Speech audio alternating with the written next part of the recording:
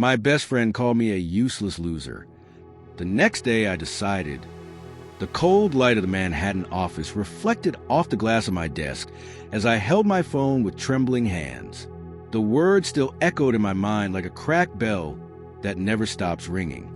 You're a useless loser, Sarah. Always have been. These weren't the words of an enemy. They were the words of Rebecca, my best friend since college in Boston, the person who knew every one of my deepest fears, every insecurity I'd hidden for years beneath layers of forced smiles and overwork. I was 29 years old and had just lost my third consecutive promotion at the consulting firm where I'd worked for 5 years. 5 years sacrificing weekends, holidays, family birthdays. 5 years living the famous American hustle culture, believing that if I worked hard enough, if I repeatedly proved myself, I would eventually be recognized. But that wasn't what happened. The promotion went to Derek, a 32-year-old white man who had joined the company 2 years after me. It wasn't that Derek wasn't competent, but I knew I had delivered superior results. The numbers didn't lie. My spreadsheets, my reports, my presentations that had saved million-dollar accounts. Everything was documented. When I called Rebecca that night, crying in the office bathroom so no one would see me vulnerable, I expected what we'd always shared. Empathy, understanding, that verbal hug only a true friend can give. Instead, I received pure venom. Sarah, you need to stop playing the victim. Maybe you didn't get promoted because you're truly not good enough. Have you thought about that? You're a useless loser who complains instead of actually working. I'm tired of pretending you have potential. I hung up the phone. I sat in that cold corporate bathroom stall, the smell of industrial cleaning products burning my nostrils for nearly 40 minutes. Something inside me broke in that moment, but not in the way you imagine. It wasn't a break that destroyed me. It was a break that made room for something new to grow. That night, I drove to my small apartment in Queens, a place I barely saw because I lived in the office. I sat on the floor of the empty living room without turning on the lights, and for the first time in years, I was completely still. No Netflix to distract me, no endless Instagram scroll, no work messages to respond to, just me and the deafening silence of my own mind. And it was in that silence that I found something I didn't know I was looking for. I remembered a book my grandmother, an Italian immigrant who had raised 5 children alone in New York in the 1960s, used to keep on her nightstand. It was a worn edition of Marcus Aurelius's Meditations. She barely spoke English, but that book was her treasure. When I was 12 and crying because other children made fun of my accent and my thrift store clothes, she would open those yellowed pages and read aloud, translating in her own way. Sarah, little one, people will say things. The world will be cruel, but you don't control the world. You control only this. And she would touch my forehead, then my heart. I didn't understand it then, but that night, on the cold floor of my empty apartment, I understood everything. The next day, I woke up at 5 in the morning, not out of obligation or the anxiety that made me jump out of bed in panic over deadlines. I woke up because I made a decision. I decided that Rebecca had unknowingly given me the greatest gift anyone could give. She had ripped away the mask I wore and exposed the raw truth. I was living like a puppet, letting external opinions, corporate validation, and fabricated success metrics control my every move. I had given my power away to a system never designed to serve me. I opened my laptop and, instead of checking emails, I started researching. I read about Stoicism, about Epictetus, a former slave who became one of Rome's greatest philosophers. It is not events that disturb people, but their judgments about events. That phrase resonated differently. Rebecca had no power over me. The lost promotions had no power over me. What did have power was a narrative I chose to construct around those experiences. Over the next few days, I began an experiment. Every time I felt anger, frustration, or that desperate urge to prove my worth to people who clearly didn't value me, I stopped, I breathed, and I asked myself, what's in my control right now? The answer was always the same: my reaction, my choice of where to put my energy, my decision about what these experiences would mean for my story. I kept working, But I completely changed my approach. I stopped seeking validation. I stopped working myself to exhaustion to impress people who would never be satisfied. I started working with excellence because it was important to me, not because I needed to prove something. The difference seems subtle, but it's monumental. When you work for external validation, you're always at the mercy of others. When you work from a place of personal integrity, you become unstoppable because nothing external can shake your foundation. 3 months after that fateful call, something interesting happened. My manager, the same one who passed me up for promotion 3 times, called me into his office. I expected criticism, maybe even dismissal for having lost the hunger they so valued. Instead, he said, "Sarah, I don't know what's changed in you, but your performance is on another level. Not just the numbers, which have always been good, but your presence. You're leading meetings differently. You're making decisions with a confidence that's frankly scary." What happened? I smiled, not the forced smile of someone trying to please, but the genuine smile of someone who finally understands the game. I stopped playing the wrong game. I replied. He looked confused, but nodded. 2 weeks later, I got the promotion. But here's the twist no one expected. I turned it down. Yes, you read that right. I turned down the promotion I had fought and suffered for years. Because in those 3 months of stoic practice, of regaining my inner power, I realized something fundamental. I didn't want that life. I didn't want to spend another 5, 10, 20 years of my life in a corporate office, climbing a mountain that others define as important. I wanted to build something of my own, something that reflected my values, not the values of a system that measures success in titles and salaries. I used my savings and 3 credit cards to start my own consulting firm. For the first 6 months, I lived on ramen and black coffee. There were nights when I questioned everything, when Rebecca's voice echoed mockingly, "Useless loser." But each time that voice appeared, I practiced the stoic exercise. Is this within my control? No. Then why give it energy? I focused on what I could control: my work ethic, the quality of my service, the way I treated customers, my ability to learn and adapt. Each failure, and there were many, was simply data, information to help me adjust my course. It wasn't a judgment on my worth as a human being. 18 months after leaving the company, my consultancy was earning more than my previous salary. I had a small team of 5, all women who, like me, had been left behind in toxic corporate environments. We created a different culture, based on excellence, yes, but also on humanity, on recognizing that we are complete human beings, not just productive resources. And Rebecca, 6 months after that call, she texted me. A simple sorry, followed by 3 paragraphs explaining that she was going through her own problems, that she projected her frustrations onto me, that it wasn't an excuse but her truth. I read it, I breathed, and I responded sincerely. "Thank you for setting me free." Because it was true. Her cruel words were the push I needed to wake up from a life I'd been living on autopilot. Stoicism teaches that our enemies are our greatest teachers because they force us to develop virtues that ease would never cultivate. Patience, resilience, self-control. Rebecca wasn't my enemy, but her words served as the shock my system needed. In American culture, we're taught to seek comfort, avoid pain, and eliminate conflict. But real growth comes from discomfort. It comes from facing hard truths and consciously choosing how we respond to them. Today, when I coach young professionals, especially women and people from marginalized groups who face systemic barriers in corporate America, I share this story. Not to say that discrimination isn't real or that having a positive mindset is enough to overcome unjust structures, but to teach that within these imperfect structures, we still have power. The power to choose our meaning. The power to decide when to fight within the system and when to build something new outside it. The power to turn poison into medicine. Stoic philosophy developed during one of the most brutal and unjust periods in human history.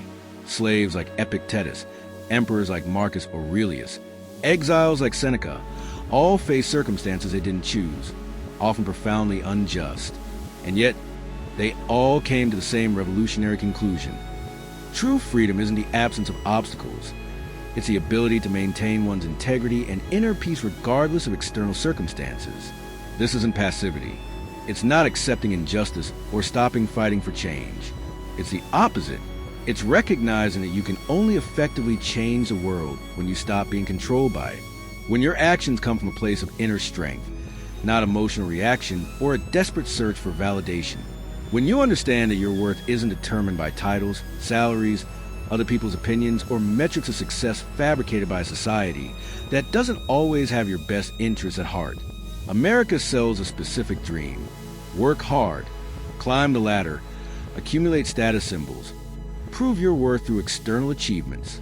And for many, this path works and brings genuine satisfaction. But for others, especially those facing systemic barriers, this dream can become a nightmare of exhaustion and disillusionment. Stoicism offers an alternative, not an easier path, but a more sustainable one, a path where your worth is intrinsic, not earned, where success is defined by integrity and personal growth, not external validation. 3 years after that call with Rebecca, my consulting business grew exponentially. I was invited to speak at an entrepreneurship conference in San Francisco. Halfway through my presentation, talking about resilience and self-mastery, I saw a familiar face in the audience. Rebecca. After the talk, she approached me. There were tears in her eyes. "Sarah, I've watched your journey on social media. I've seen what you've built. And I have to tell you, that day when I said those horrible things, I was envious of your courage to keep trying when I had already given up on myself. I projected my self-hatred onto you, and you turned it into something beautiful." I hugged her, not because what she did was right, not because the pain she caused was erased, but because Stoicism also teaches compassion. It teaches that hurt people. It teaches that holding on to resentment is like drinking poison, hoping the other person will die. Rebecca was fighting her own battles, facing her own demons. Her cruel words were about her, not me, and recognizing that isn't weakness, it's freedom. Today, Rebecca and I aren't the best friends we once were. Some bridges, once burned, become ashes that fertilize new soil rather than being rebuilt in the same form. But we are allies. She, too, left the toxic corporate environment and is forging her own path. And there's something beautiful in knowing that that devastating moment, that connection that could have destroyed me, ended up being a catalyst for transformation in both of our lives. The most profound lesson I learned wasn't about success or failure in traditional terms. It was about power. True power isn't about controlling others, circumstances, or outcomes. True power lies in controlling yourself, your reactions, your interpretations, your inner peace. Marcus Aurelius wrote, "You have power over your mind, not over external events. Realize this, and you'll find strength." In a culture obsessed with external control, this wisdom is revolutionary. When you understand that no one can make you feel inferior without your consent, when you realize that other people's opinions are just that, opinions with no intrinsic power over your reality, you become unshakable. Not in the sense of arrogance or emotional invulnerability, but in the sense of being deeply rooted in your values and identity. Storms will come. People will say cruel things. Unjust systems will create barriers. But you remain steadfast because your foundation is internal, not external. This is the essence of Stoic wisdom applied to modern American life. It's not about denying emotions or becoming a stoic, emotionless robot. It's about feeling deeply, but not being controlled by those feelings. It's about recognizing injustices and fighting them, but not allowing them to steal your peace or define your identity.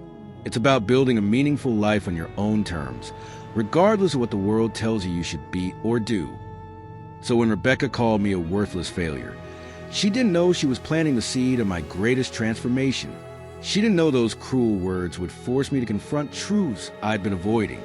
She didn't know that the greatest gift she could give me was to force me to stop seeking value outside of myself and start cultivating it within. And now, looking back, I'm grateful for that painful moment. Not masochistically, but with genuine gratitude. Because pain without purpose is just suffering. But pain transformed into wisdom is growth. And choosing how to interpret and use our pain is the most underrated superpower we possess. If your greatest wounds became your greatest strengths, Who would you refuse to forgive for fear of losing the excuse that keeps you from flying? The heavy silence of the car and my racing thoughts. I parked in the building's garage and sat there, hands still on the steering wheel, for almost an hour. The engine cooled off, the automatic lights went out, leaving me in near total darkness. And in that darkness, something strange happened. Instead of crying, instead of pounding the steering wheel in anger as I expected, I felt a strange calm settle in. It wasn't peace. It was more like the eye of the hurricane. That moment of absolute stillness where you know the storm is still raging around you, but you're temporarily suspended in silence. I went up to my apartment and did something I hadn't done in years. I sat on the floor, facing a window overlooking the Chicago skyline, and simply stayed there. No television, no phone, no alcohol to numb it. Just me and that horrible burning sensation in my chest. And for the first time, instead of trying to escape it, I decided to sit with it, observe it, study it like a scientist studies an organism under a microscope. The shame had a texture. It was heavy, dense, located mostly in my chest and throat. It came in waves, not constant, but pulsing. And with each wave came a narrative. You're a failure. Everyone saw it. Your career is over. You'll never recover from this. Richard was right. You're mediocre masquerading as competent. These narratives came automatically, like a program running in the background of my mind computer. But then I remembered something I had read years ago and never really internalized. Epictetus, the Stoic philosopher who spent the first half of his life as a slave in Rome, said that it's not events that disturb us, but our judgments about them. Sitting there on that cold floor, that sentence finally made visceral sense. Richard had publicly humiliated me. That was a fact. 200 people had witnessed it. That was a fact, too. But everything beyond that, my interpretation that this meant I was a failure, that my career was over, that he was right about me, these were all judgments. Stories I was telling about the facts. And stories can be rewritten. I spent that entire night awake, not in agony, but in deep contemplation. I made a list, old school, pen and paper. On one side, I wrote down everything that was within my control. On the other, everything that wasn't. It wasn't within my control. Richard's actions, the opinions of the 200 people in the room, what would happen to my reputation at the company, whether or not I would be fired, what people would say about me in the hallways. The list of what I couldn't control was long and daunting. But then I looked at the other side. What was within my control? How I interpreted this event? What meaning I chose to give it, my actions from now on, where I focus my energy, whether I would let it destroy me or rebuild me. The next day was Friday. I woke at 5 in the morning after only 2 hours of fragmented sleep. My body was exhausted, but my mind was strangely clear. I went to work, not because I had to, but because I decided I would control my narrative, not escape it. I arrived at the office and immediately felt the atmospheric shift. Conversation stopped. People looked away. Someone even changed direction in the hallway to avoid me. It was like having a contagious but invisible disease, the disease of public failure. I sat at my desk and opened my email, 53 unread messages. I went through them methodically. Some were about regular work. Others, and these were interesting, were from colleagues who were at the presentation. Most were the kind of empty corporate message. Marcus, interesting presentation, let's talk soon. But 3 messages were different. One from Jennifer, a manager from another department whom I only knew superficially. Marcus, what happened yesterday was completely inappropriate and unprofessional on Richard's part. Your data was solid. Can we talk? Another from a junior analyst named David. Man, I was shocked by how you were treated. I just want to say I work with your project data, and it's legitimate. Don't let this get you down. And a third from someone in HR who didn't fully identify themselves but made it clear. Documentation is your friend. Consider your options. These 3 messages did something crucial. They broke the monolithic narrative that was forming in my head that everyone agrees I'm a failure. No, everyone didn't agree. Rational people who saw the data knew Richard was wrong. And more importantly, Richard had crossed a clear line. Publicly humiliating a subordinate in front of a large audience wasn't just cruel, it was potentially a violation of corporate hostile work environment policies. But here's where Stoic philosophy became practical, not just theoretical.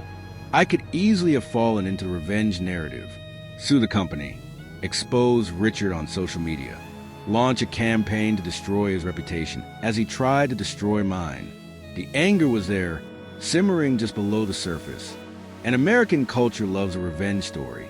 It loves it when the wronged rise up and destroy the villain. But Seneca, another Stoic, wrote something that resonated deeply in that moment. The best revenge is not to be like your enemy. If I reacted with the same cruelty, the same lack of professionalism, the same desire to publicly humiliate, I would become exactly what I despised. More importantly, I would be giving Richard continued power over me. I would be letting his actions dictate mine. I would be living in reaction, not conscious action. The Stoics had a word for this: apraxia, the paralysis that comes from being controlled by external forces rather than internal principles. So I made a different decision. I spent the entire weekend, every 2 days, doing something meticulous. I reviewed every piece of data for my project, every spreadsheet, every analysis, every assumption, not to prove Richard wrong, but to prove the objective truth to myself. And the truth was clear. The numbers were solid. The methodology was rigorous. The conclusions were well-founded. Were there any areas that could be improved? Of course. Every project has them. But fundamentally, the work was excellent. Not perfect, but excellent. And acknowledging this wasn't arrogance. It was simply honesty. Monday arrived, the third day after the humiliation. I woke up with a clarity I hadn't felt in years. I had breakfast, normal, nothing special. I put on my gray suit, the same one I wore every Monday. I drove to the office, listening to a podcast about ancient philosophy. And when I arrived, instead of going straight to my desk, I went to Richard's office. I knocked on the door. He looked surprised to see me. He probably expected me to have quit or to be hiding in shame. "We need to talk," I said, my voice calm but firm. I walked in and closed the door. I placed a folder on his desk. "Richard, I spent the weekend reviewing the entire project you publicly criticized on Friday. Here's all the documentation, raw data, methodology, peer reviews from 3 other senior analysts who validated the work. You're welcome to review it with the internal audit department." He started to speak, but I raised my hand. "I'm not finished yet. What you did on Friday was professionally inappropriate. I have it documented, including emails from multiple people who witnessed and agree. I could take this to HR. I could make a legal issue out of it, but I won't." Richard looked simultaneously relieved and confused. "I'm not going to do that," I continued, "because I've learned something crucial in the last 3 days. I've learned that my worth isn't determined by your opinion of me. I've learned that I can sit with extreme discomfort and deep shame without being destroyed by them. I've learned that I have a choice about how I respond to injustice, and I choose to respond with integrity." I looked him straight in the eye. "But I've also learned that I no longer need to work in an environment where leadership operates through public humiliation. So I'm giving you my 2 weeks notice today. Not because you earned it, not because I'm running away, but because I realize I deserve better than this, and fortunately, I have skills that are valuable in many places." The expression on Richard's face was complex. Surprise, maybe a touch of respect, definitely discomfort. "Marcus, it doesn't have to be this way. Maybe I was too harsh." I smiled, not sarcastically, but with genuine peace. "Richard, you are exactly who you are, and I thank you for that, because you forced me to discover who I am. And who I am doesn't need your approval to know my worth." I left his office feeling something I hadn't expected. Not anger, not satisfied revenge, but genuine freedom. The next 2 weeks were surreal. News of my departure spread quickly, and something interesting happened. People started coming out of the shadows. Jennifer, the manager who'd sent me that email, asked me for coffee. "Marcus, I'm opening a new division at our consulting partner firm, focused on exactly the kind of work you do. Interested in talking?" David, the junior analyst, approached me. Man, seeing how you handled this has changed my perspective. Can I ask you some career questions? Even people who didn't know me started stopping me in the hallway. I heard about what happened. I heard how you responded. That took courage. I realized something profound. When you respond to cruelty with dignity, when you maintain your integrity under pressure, when you refuse to be diminished by the opinions of others, you don't just elevate yourself. You give others permission to elevate themselves as well. You demonstrate that there is another way to operate in corporate America beyond the culture of fear and humiliation that is so prevalent. My last day at the company was a Friday, exactly 2 weeks after the public humiliation. I had a small exit meeting, just my immediate team. I expected it to be awkward. Instead, it was emotional. One by one, people shared how working with me had impacted them, not because of my technical skills, though they mentioned that too, but because of how I treated them, how I led, how I responded under pressure. Sarah, an analyst who had struggled with confidence, said something I'll never forget.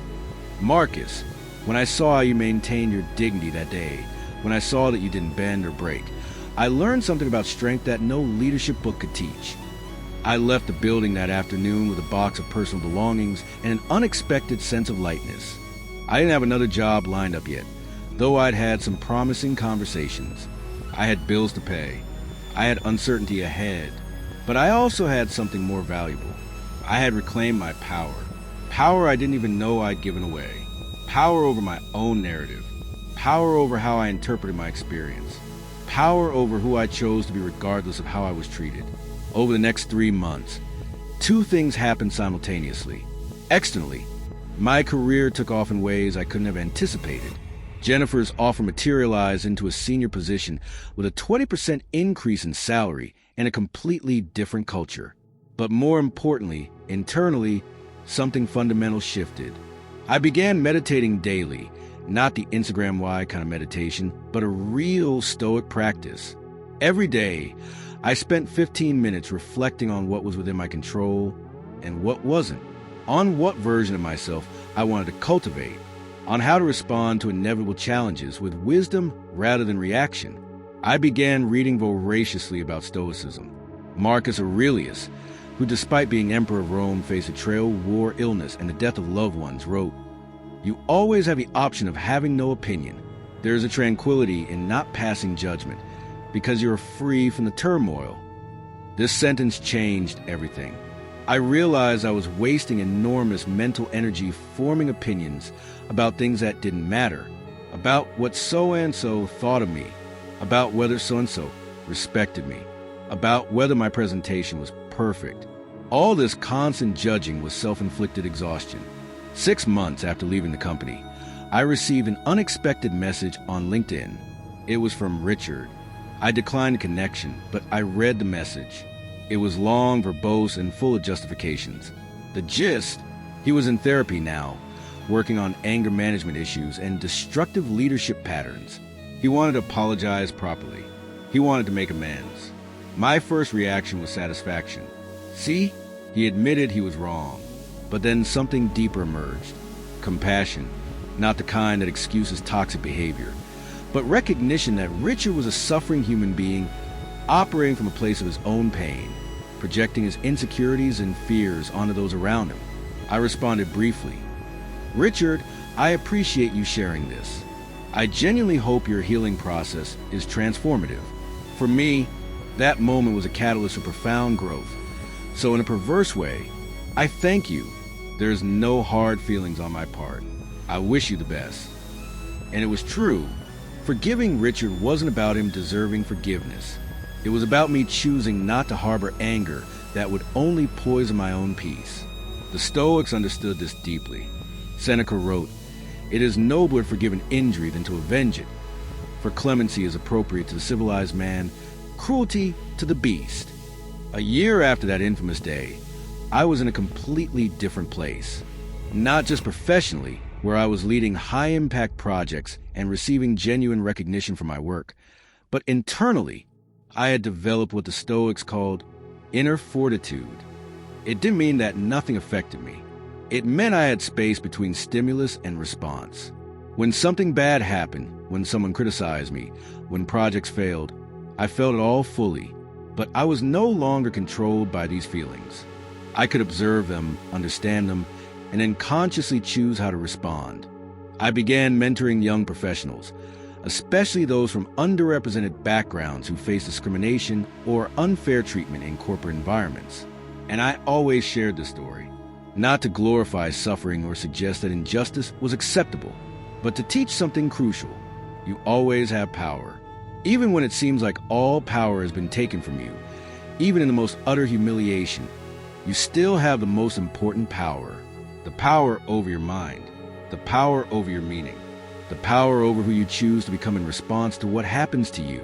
American corporate culture has deeply ingrained toxic aspects, rigid hierarchies, power used to humiliate rather than elevate, success metrics that destroy mental health and relationships.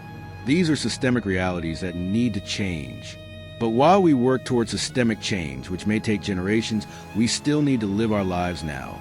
We still need to find ways to maintain our humanity, dignity, and inner peace within imperfect and sometimes cruel systems.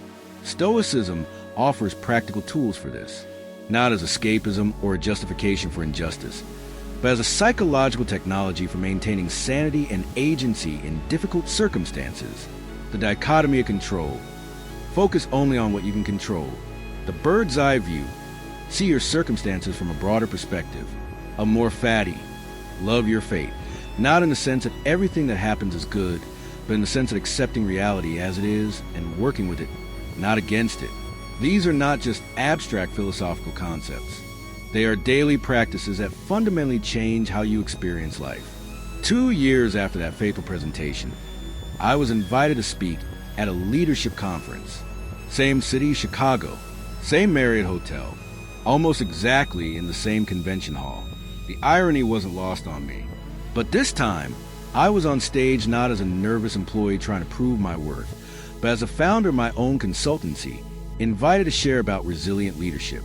And when I looked out at that audience of 200 people, I felt zero fear, zero need for approval, zero attachment to results. During the talk, I told the full story about the public humiliation, about Richard, about the 3 dark nights of the soul where I had to decide who I would be, about how ancient philosophy gave me tools to navigate modern trauma.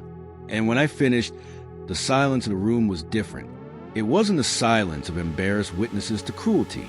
It was a silence of people deeply moved, processing something that resonated on a personal level. During the Q&A, a woman raised her hand. Her voice trembled slightly. "Marcus, how did you find the strength not to retaliate? Not to destroy Richard when you clearly could have?" I thought carefully before answering. It wasn't about strength in the traditional sense. It was about clarity. I realized that destroying Richard wouldn't rebuild me, that revenge is temporary satisfaction that steals permanent peace. And most importantly, I realized that Richard had no power over my worth. He only had power over my job at that particular company. My worth as a person, as a professional, as a human being, that was and always has been within my control. Another man asked, "But you didn't feel anger? Isn't it human to feel anger?" I smiled. I felt absolute anger. Fury, really. But the Stoics don't say not to feel emotions. They say not to be controlled by them. I felt anger fully. I let it wash over me like a wave. I observed it. I understood where it was coming from. And then I consciously chose action based on values, not reaction based on emotion. That's the crucial difference. After the talk, nearly 50 people stopped me to share their own stories.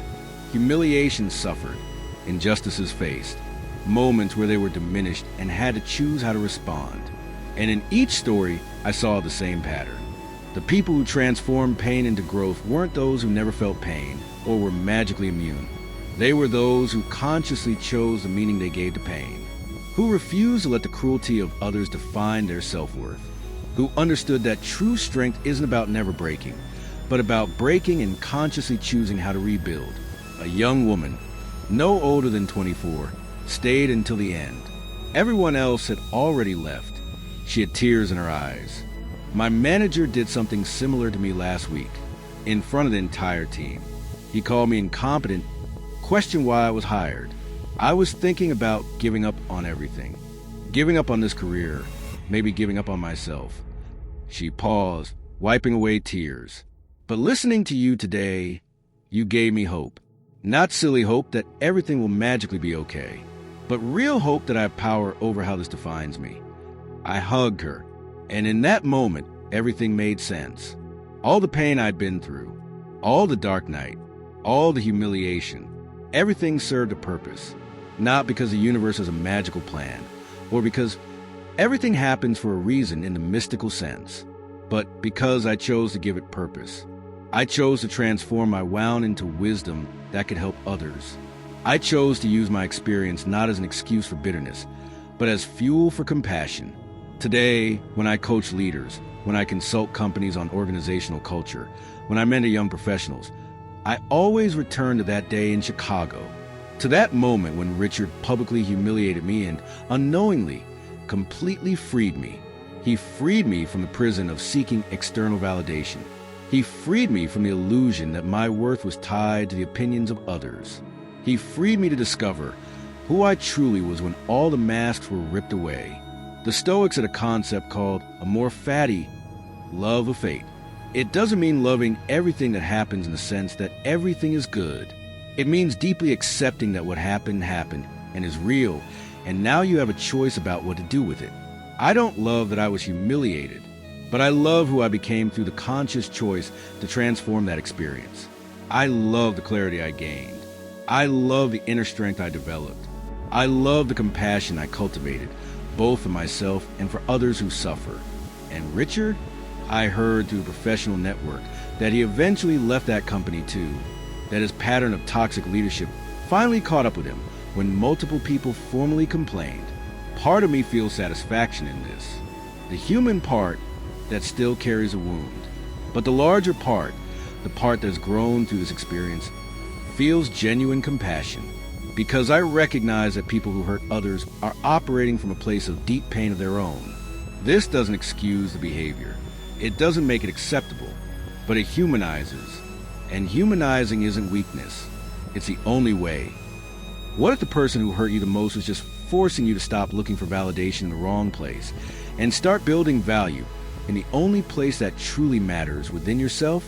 Have you ever had a moment that felt like the end, but was actually just the beginning of something bigger? What cruel words or painful failures are waiting to be transformed into your greatest wisdom? Share your story in the comments, and let's build a community of people who transform poison into medicine, pain into power, and obstacles into opportunities. Because in the end, we are not defined by what happens to us, but by what we choose to do with it. So answer me with brutal, unfiltered, unapologetic honesty. Who in your life is taking up free rent space in your head right now? Which boss, which colleague, which friend, which family member has power over how you feel about yourself? And the scariest question of all, if you woke up tomorrow and discovered that this person's opinion of you literally didn't matter, absolutely nothing, who would you become? Because here's the truth no one wants to admit. You already know who you could be. You already feel that potential pulsing beneath all the layers of fear, doubt, and need for approval. The only thing standing between you and that version is a decision to stop handing over your power to people who never asked for this responsibility and frankly don't deserve this privilege. Write in the comments now. I take back my power today. Not tomorrow. Not on Monday when motivation strikes. Today. And then tell me, when was the last time someone humiliated you, belittled you, made you feel small, and you accepted it as truth instead of recognizing it as a projection of their pain? Share your story. Because your story, even if you don't know it yet, is exactly what someone needs to hear today to understand that they are not alone, that pain is not destiny, and that humiliation can be the beginning of your greatest transformation if you have the courage to consciously choose who will be on the other side of it. And if you're thinking, but Marcus, you don't understand my situation. My case is different, more complicated, and more painful. You're absolutely right. Your case is different. Your pain is unique. And that's exactly why only you have the power to transform it. No one will do it for you. No guru, no therapist, no motivational video. They can give you tools, but you have to pick up the hammer and rebuild.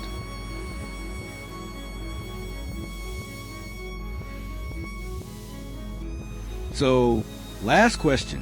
What are you waiting for? Permission? You just received it. Perfect timing? It doesn't exist. Being ready? No one is. The difference between people who transform pain into power and people who carry pain as their identity isn't talent, luck, or circumstance. It's decision. A simple, terrifying, completely your decision. From today on, I control the meaning of my story. No one else does. Here we go. Right? I take back my power in the comments and tell me which person or situation you're finally ready to free. Let's create a chain of people choosing freedom over victimhood, power over passivity, transformation over stagnation. Your story could be just a catalyst someone needs today to take the first step. And if you know someone who is being diminished, humiliated, or lost in a search for validation that will never come, tag them here, not with pity, but with tough love that says, you are more powerful than you realize, and it's time to remember that. The time is now. The power has always been yours. The only question remaining is, what will you do with it?